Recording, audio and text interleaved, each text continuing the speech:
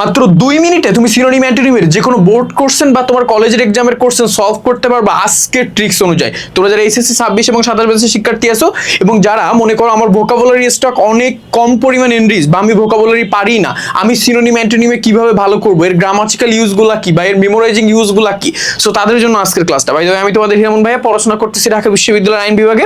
So ক্লাসটা একটু মনোযোগ দিয়ে করলে আমি মনে করি প্রথম যে 5 মিনিট আমি একটু গ্যাজাবো, আমার কথাবার্তা যদি একটু শুনো, প্রথম 5 মিনিট পরে তুমি এতটুকু কনফিডেন্ট হবা যে তুমি যে লেভেলের শিক্ষার্থী হও তুমি সিনোনিম অ্যান্টোনিমে 5 আউট অফ 5 ক্যারি করতে পারবা এবং 2 থেকে 3 মিনিটের ভিতরে যে কোনো কোশ্চেন তুমি সলভ করতে পারবা। সো ফার্স্ট অফ অল এর জন্য কি তোমার করা লাগবে? এর জন্য তোমাকে প্রথমত যে কাজটা করা লাগবে, আচ্ছা প্রথমে আমি একটা উদাহরণ দিব, উদাহরণটা একটু খেয়াল করো। উদাহরণটা দেওয়ার পরে আমি তোমাকে বুঝাবো। আমি এখানে তোমার 2টা সেন্টেন্স লিখবো। সো আমি এখানে কি লিখবো, আমি ধরো এখানে লিখলাম যে হি রানস ফাস্ট। আরেকটা সেন্টেন্স ধরো আমি এখানে লিখলাম যে we fast during Ramadan. So এখানে 2টা সেন্টেন্স যদি খেয়াল করো, একটু বুঝতে হবে ভাই, একটু বুঝতে হবে, না বুঝলে তুমি পারবা না। সো আমাদের প্রথম যে সেন্টেন্সটা, প্রথম সেন্টেন্সে কি আছে? হি রানস ফাস্ট, সে দ্রুত দৌড়ায়। এখানে যে ফাস্টটা, এই ফাস্টটা কিন্তু অ্যাডভার্ব, ফাস্টটা কিন্তু অ্যাডভার্ব, সে কেমন দৌড়ায়? দ্রুত দৌড়ায়, অর্থাৎ তোমার আমাদের ভার্বটাকে মডিফাই করতেছে, এটা একটা অ্যাডভার্ব। সে দ্রুত মানে গতি বুঝাইতেছে, কেমন দৌড়ায়? দ্রুত, গতি বুঝাইতেছে। আর পরের সেন্টেন্সটা যদি তুমি খেয়াল করো, পরের সেন্টেন্সে কি আছে? পরের সেন্টেন্সে আছে উই ফাস্ট ডিউরিং রামাদান। আমরা রামাদান বা যে রমজান মাস যেটা চলতেছে, এই মাসের সময় আমরা কি করি? রোজা রাখি না? এই যে দ্বিতীয় সেন্টেন্সে যে ফাস্ট, এই ফাস্টের বাংলা অর্থ হচ্ছে রোজা রাখা বা উপবাস রাখা, ঠিক আছে, বা উপবাস করা, রোজা রাখা বা উপবাস করা। সো আমাদের প্রথম সেন্টেন্সটায় ফাস্ট ব্যবহৃত হয়েছে দ্রুত অর্থে, যেটা একটা অ্যাডভার্ব। এবং আমাদের দ্বিতীয় সেন্টেন্সটায় কি আছে দেখো, দ্বিতীয় সেন্টেন্সটায় বেসিক্যালি ফাস্টটা ব্যবহার হয়েছে আমাদের ভার্ব হিসেবে, ঠিক আছে, ভার্ব হিসেবে, এবং যার বাংলা অর্থ হচ্ছে উপবাস করা বা উপবাস মানে রোজা রাখা। সো একটা চমৎকার বিষয় যদি খেয়াল করো, সেম ওয়ার্ড 2টা সেন্টেন্সে 2টা জায়গায় 2টা পার্টস অফ স্পিচ আলাদা হিসেবে ব্যবহৃত হয়েছে, 2টার বাংলা অর্থ আলাদা। So that is the thing. এইটা যদি তুমি বুঝতে পারো, সিনোনিম অ্যান্টোনিম তুমি খুব ভালো করতে পারবা। টিচাররা চাইলে তোমাকে এরকম সিনোনিম অ্যান্টোনিম জাস্ট এরকম একটা প্যাসেজ না দিয়ে এরকম জাস্ট কয়েকটা সিনোনিম বা এরকম কয়েকটা ওয়ার্ড দিয়ে অ্যান্টোনিম বা সিনোনিম লিখতে বলতে পারতো না? কয়েকটা ওয়ার্ড দিবে, ওয়ার্ডের পাশে সিনোনিম লিখতে বলতো বা অ্যান্টোনিম লিখতে বলতো, তুমি লিখে দিয়ে আসতে পারতো। বাট টিচাররা কেন প্যাসেজ দেয়? সিনোনিম অ্যান্টোনিম, আমি বারবার বলি, সিনোনিম অ্যান্টোনিম একটা মেমোরাইজিং এর টপিক, বাট এই মেমোরাইজিং এর টপিকটা আমাদের গ্রামাটিক্যাল টপিকের ভিতরে কেন দিতেছে? আমাদের ইংলিশ ফার্স্ট সেকেন্ড পেপারে যতগুলো টপিক আছে, তুমি প্রথম থেকে আর্টিকেল প্রিপোজিশন দিয়ে শুরু করো, আমাদের যে রাইট ফর্ম অফ ভার্ব বলো, মডিফায়ার বলো, প্রত্যেকটা টপিক গ্রামাটিক্যাল। সো এই গ্রামাটিক্যাল টপিকের ভিতরে সিনোনিম অ্যান্টোনিম কেন আসবে? What is the reason behind it? এর পিছনের কারণটা কি?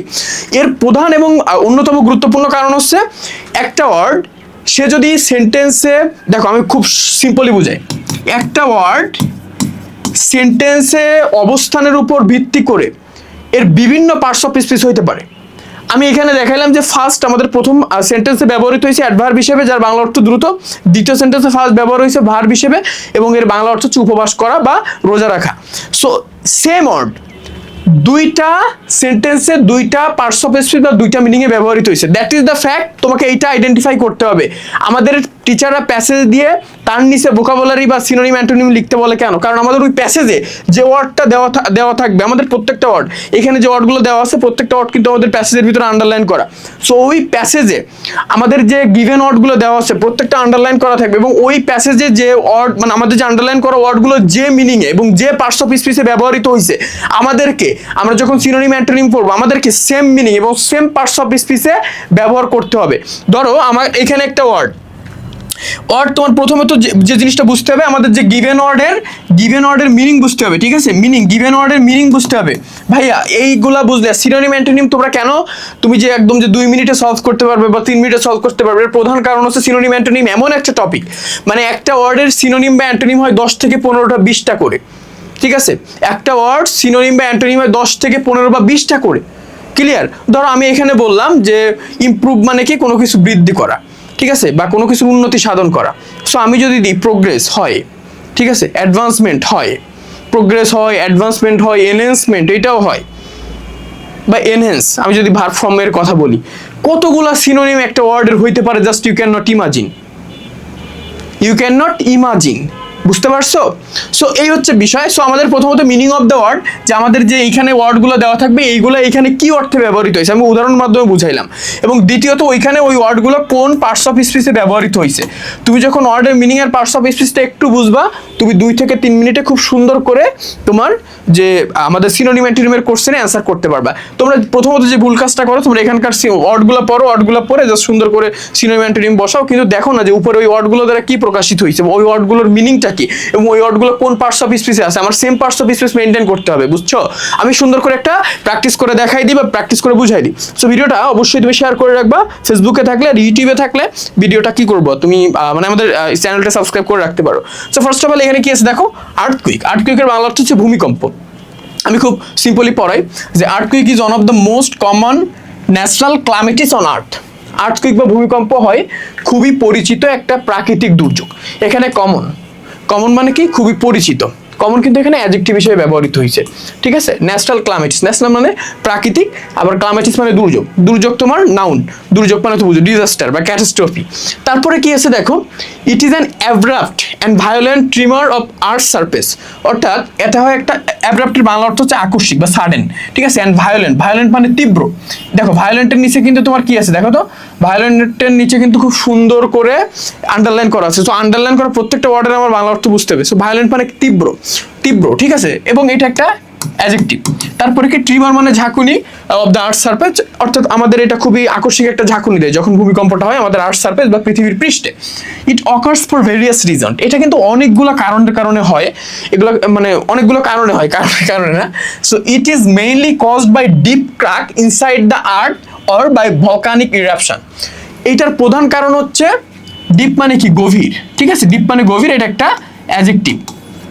ডিপ ক্র্যাক মানে ফাটল, অনেক গভীর বা অনেক বড় ধরনের ফাটল। ইনসাইড মানে ভিতরে, ইনসাইড মানে ভিতরে, ইনসাইড মানে কি ভিতরে। Deep crack inside the earth or by volcanic eruption, অর্থাৎ আমাদের যদি পৃথিবী পৃষ্ঠের ভিতরে মানে সামাও কোনো কারণে খুব বড় ধরনের একটা ফাটল ধরে, বা দেখা যাচ্ছে যে ভলকানিক ইরাপশন, বা আমাদের এটাকে কি বলা হয় মানে তোমার আগ্নেয়গিরি থেকে লাভা টাভা বেরোয়, তখন কিন্তু এই যে আর্থ সারফেসে ভূমিকম্প হয়, ঠিক আছে? তারপরে কি আছে, if there is any fault line in a geographical area, কোনো জিওগ্রাফিক্যাল এরিয়া যদি একটা ফল্ট লাইন থাকে, অর্থাৎ আমাদের যে প্লেটের যে লাইনগুলা, it is there is a great chance, সেখানে একটা ভীষণ পরিমাণ একটা সম্ভাবনা থাকে। এখানে চান্সের বাংলা অর্থ হচ্ছে সম্ভাবনা। চান্সের বাংলা অর্থ সম্ভাবনা। চান্স এটা তোমার কোন পার্টস অফ স্পিচ? চান্স তোমার বেসিক্যালি এখানে নাউন আছে, ঠিক আছে? চান্স কিন্তু এখানে নাউন। এখানে চান্স মানে মনে করো না যে ঢাকা ইউনিভার্সিটির চান্স পাওয়ার ওই চান্স, ভার্ব। এখানে কিন্তু চান্স, কারণ তোমার এই যে আর্টিকেল আছে, প্রেপোজিশন আছে, মাঝখানে দুইটা ওয়ার্ড। এই প্রথমটা হচ্ছে অ্যাডজেক্টিভ, পরেরটা হচ্ছে নাউন। তারপরে কি, occurring earthquake in that area, অর্থাৎ যেখানে তোমার এই যে জিওগ্রাফিক্যালি তোমার ফল্ট লাইন থাকে সেই সব জায়গায় কিন্তু প্রচুর পরিমাণে ভূমিকম্প হইতে পারে, পসিবিলিটি বা চান্সটা আছে। ইন সাম কেসেস, কিছু কিছু বিষয় বা কিছু কিছু ক্ষেত্রে আর্থকুইকস অকার্স, আর্থকুইক বা ভূমিকম্প হয় বা ঘটে, অকার মানে ঘটা, ঠিক আছে? একটা ভার্ব ফর্মেটে আছে। তারপরে because some gases try to come out from the deep part of the earth, অনেক জায়গায় ভূমিকম্প হয় তোমার পৃথিবীর পৃষ্ঠের ভিতর থেকে কিছু গ্যাস বাইরে বের হয়, দ্যাটস ওয়াই তারা মাটিতে বিট করার কারণে কিন্তু আমাদের পৃথিবী পৃষ্ঠ কেঁপে ওঠে। তারপরে কি, Bangladesh lies in the active earthquake zone, ঠিক আছে? সক্রিয় আর্থকুইক জোনে আছে, ঠিক আছে? অ্যাক্টিভ আর্থকুইক জোন, কেমন জোন? অ্যাক্টিভ বা সক্রিয়, ঠিক আছে? তারপরে তোমার বেসিক্যালি কি আছে দেখো, আচ্ছা এটা তুমি একটু খেয়াল রাখবা, এটা কিন্তু অ্যাক্টিভ, সক্রিয়, এটা কিন্তু একটা অ্যাডজেক্টিভ। তারপরে তুমি একটু খেয়াল করো, অ্যাক্টিভ আর্থকুইক জোন, বাংলাদেশ কিন্তু অ্যাক্টিভ আর্থকুইক জোনে আছে, বাংলাদেশ কিন্তু অ্যাক্টিভ আর্থকুইক জোনে আছে। কি বললাম? বাংলাদেশ অ্যাক্টিভ আর্থকুইক জোনে আছে। অ্যাক্টিভের বাংলা অর্থ হচ্ছে সক্রিয়। অ্যান্ড সো, এবং তাই আর্থকুইক অকার্স, আর্থকুইক বা যে ভূমিকম্প হইতে পারে আর ভেরি ফ্রিকোয়েন্টলি, এখানে কিন্তু মানে হইতে পারে না, মানে জেনারেলি খুব দ্রুত ঘন ঘন ভূমিকম্প হয়, খুব দেখলা যে ফ্রিকোয়েন্টলি মানে বারংবার, ঠিক আছে? ফ্রিকোয়েন্টলি মানে বারংবার, এটা একটা অ্যাডভার্ব। ফ্রিকোয়েন্টলি মানে বারংবার, এটা হচ্ছে অ্যাডভার্ব, ঠিক আছে? তারপর কি আছে দেখো, রাজুক মানে আমাদের রাজধানী উন্নয়ন যে কর্তৃপক্ষটা আছে আবাসনের জন্য, বেসিক্যালি যেটা রেসপন্সিবল মানে দায়ী, ঠিক আছে? রেসপন্সিবল মানে দায়ী, রেসপন্সিবল মানে দায়ী, এটা একটা অ্যাডজেক্টিভ। রেসপন্সিবল মানে দায়ী। For the plan development, development মানে উন্নয়ন, এটা একটা নাউন, ঠিক আছে? Of the capital city, all that an earthquake resistant building code should be develop to reduce মানে কমানো, ঠিক আছে? রিডিউস মানে কমানো, এটা একটা ভার্ব। লসেস তারপরে কি, অর্থাৎ আমাদের রাজুকের একটা কোড আছে যেটার মাধ্যমে বিল্ডিং নির্ধারণ মানে বিল্ডিং তৈরি করা হয়, যে কোডটা মেনটেন করে, অর্থাৎ এই অনুযায়ী যদি একটা বিল্ডিং এর স্ট্যান্ডার্ড সেট করা হয় তাহলে বিল্ডিংটার বা উপরে কম পরিমাণ প্রেশার আসবে, ভূমিকম্প হলে বা লস কমবে। But it is a matter of sorrow that, কিন্তু এটা হয় খুবই দুঃখের একটা বিষয় যে our people are not aware of this gravity of its danger, মানে the gravity of its danger. অর্থাৎ মানে বলতেছে এখানে খুবই দুঃখের একটা বিষয় হচ্ছে আমাদের মানুষজন এটা সম্পর্কে অ্যাওয়ার বা তোমার সচেতন না, ঠিক আছে? অ্যাওয়ার বা সচেতন কিন্তু না, অ্যাওয়ার বা সচেতন কিন্তু না। এবং এটার যে গভীরতা, যে কি পরিমাণ গভীর, মানে গ্র্যাভিটি মানে কি গভীরতা বোঝায়, ঠিক আছে? এটা একটা নাউন, যে প্রচুর পরিমাণে যে গভীর বা ইন্টেন্স কোনো কিছু, এটা সম্পর্কে মানুষজন সতর্ক না। সো ফার্স্ট অফ অল তুমি প্যাসেজটা পড়লা, প্রত্যেকটা তুমি জেনারেলি এখানে পার্টস অফ স্পিচ ডিটারমাইন করলা, এরপরে তুমি বাংলা অর্থ দেখলে। এইবার আমি সিনোনিম অ্যান্টোনিম লিখবো জাস্ট এইভাবে, ঠিক আছে? আমার প্রেজেন্টেশনটা হবে এইরকম, আমার জাস্ট 3টা কলাম হবে, 3টা কলামের ভিতরে আমাদের প্রথম কলামে থাকবে গিভেন ওয়ার্ড, দ্বিতীয় কলামে থাকবে সিনোনিম, তৃতীয় কলামে থাকবে আমাদের অ্যান্টোনিম। সো আমার গিভেন ওয়ার্ডের পরে আমি যে কাজটা করবো, গিভেন ওয়ার্ডে আমি যে ওয়ার্ডগুলো দেওয়া আছে ওইগুলো লিখবো, তারপরে আমি জাস্ট এক জায়গায় সিনোনিম, এক জায়গায় একটা কলামে সিনোনিম, একটা কলামে আর কি অ্যান্টোনিম। এখন সিনোনিম যদি কোনো আমাদের যদি গিভেন ওয়ার্ডটা সিনোনিম লিখতে বলে তাহলে আমি এখানে সিনোনিম লিখবো, আর যদি অ্যান্টোনিম লিখতে বলে তাহলে আমি এখানে অ্যান্টোনিম লিখবো, ঠিক আছে? আর যদি মানে সিনোনিম বা অ্যান্টোনিম যে কোনো একটা, আমাদের ধরো সিনোনিম লিখতে বলছে, ধরো কমনের কি লিখতে বলছে, ধরো কমনের সিনোনিম লিখতে বলছে, কমনের সিনোনিম লিখতে বললে আমি এখানে সিনোনিম লিখবো, অ্যান্টোনিমের ঘরটা ফাঁকা রাখবো, ক্লিয়ার? সো এইভাবে কিন্তু করবো। সো কমন মানে কি সাধারণ বলছিলাম, এবং এটা কিন্তু একটা অ্যাডজেক্টিভ ছিল। সো কমনের তুমি অ্যান্টোনিম কি দিবা? সাধারণ, মানে যেটা সচরাচর হয়। আমি এটা দিতে পারি না, আনকমন, ঠিক আছে? তুমি এগুলো পারবা না? পারবা। তুমি জাস্ট মনে করতেছো যে আমি পারবো না, আমার দ্বারা সম্ভব না, এইরকম। বাট এরকম কিছুই না, তুমি পারবা, জাস্ট একদম সিম্পল। তুমি জাস্ট 5 বছরের বোর্ড কোশ্চেন সলভ করো, ঠিক আছে? তাহলে তুমি খুব ইজিলি পারবা। কমন মানে আনকমন দিতে পারি, অর্থাৎ যেটা কমন না, অর্থাৎ সাধারণ না, বা ইউনিক দিতে পারি, ইউনিক কিন্তু দেওয়া যায়, ঠিক আছে? সরি ভুল গেছি, ইউনিক কিন্তু দেওয়া যায়, কমন আনকমন দেওয়া যায়, ইউনিক দেওয়া যায়, বা আমি যদি এখানে দিই এক্সেপশনাল দেওয়া যায়, বা এক্সেপশনাল দেওয়া যায়, মানে যেটা সাধারণের সাথে মিলে না, এরকম কিন্তু তুমি দিতে পারো। তুমি whatever you want you can use, মানে তুমি যা খুশি দিতে পারো, জাস্ট একটু মিল রেখে দিবা। তারপরে কি ক্লাইমেটিস মানে দুর্যোগ, ক্লাইমেটিস মানে কি দুর্যোগ, এই ক্লাইমেটিসের আমার সিনোনিম চাইছে। এখন দুর্যোগ মানে কি আমরা বুঝি না, আমরা বলি না আমি অনেক ঝামেলায় আছি বা প্রবলেমে আছি। সো এইটার তুমি একদম ন্যাচারাল সিনোনিম যদি ক্রাইসিস দিতে পারো, ক্রাইসিস মানে কিন্তু খুব যে দুর্দশার একটা অবস্থা, অর্থাৎ দুর্যোগ। তারপরে তুমি ডিজাস্টার দিতে পারো, ডিজাস্টার মানে দুর্যোগ। আবার ক্যাটাস্ট্রফি হয়, ক্যাটাস্ট্রফি মানে কিন্তু দুর্যোগ, ক্রাইসিস মানে দুর্যোগ। তুমি অনেক কিছু দিতে পারো, অনেক কিছু কিন্তু হয়, মানে একটা ওয়ার্ডের অনেকগুলো সিনোনিম। আমি তোমারে পড়াইতেছি, পড়ানোর সময় আমার মাথায় যেগুলো আসতেছে আমি ওইগুলো বলতেছি। ভায়োলেন্ট মানে কি? ভায়োলেন্ট মানে কি তীব্র, ঠিক আছে? ভায়োলেট মানে তীব্র। সো এর সিনোনিম যদি আমি দিতে বলি, বা তীব্র বা প্রচন্ড রকমের কোনো কিছু, সো আমি যদি এখানে দিই যে ভায়োলেট মানে তীব্র, আমি যদি এখানে অ্যাগ্রেসিভ দিই, অ্যাগ্রেসিভ কিন্তু খুব ভালো হয়। আবার আমি যদি বলি ইন্টেন্স, ইন্টেন্স সব থেকে পারফেক্ট, ইন্টেন্স মানে তীব্র। ভায়োলেন্টের সিনোনিম ইন্টেন্স হয়, অ্যাগ্রেসিভ হয়, আরো অনেক কিছু, ফিয়ার্স হয়, ফিয়ার্স মানে ভয়ানক বা তীব্র, ঠিক আছে? ভেরি হয়, ভেরি মানে অনেক, মানে তীব্র মাত্রার কোনো কিছু বোঝায়, ক্লিয়ার? অনেক কিছু দিতে পারো তুমি, ইন্টেন্স দিতে পারো বা ভেরি দিতে পারো। তারপরে কি ডিপ, ডিপ মানে গভীর, ডিপ মানে গভীর, ডিপ মানে গভীর, ডিপ মানে গভীর। এর অ্যান্টোনিম তুমি কি দিবা বলো? তুমি এইটা দিতে পারো না যে লাইট মানে পাতলা, বা আমাদের সারফেস, সারফেস দিয়ে দিলে মানে ভালো হয়। সারফেস মানে আমাদের পৃথিবী পৃষ্ঠের যে উপরিভাগ, কারণ এখানে ডিপ বোঝাইছিল আমাদের পৃথিবী পৃষ্ঠের নিচের অংশ।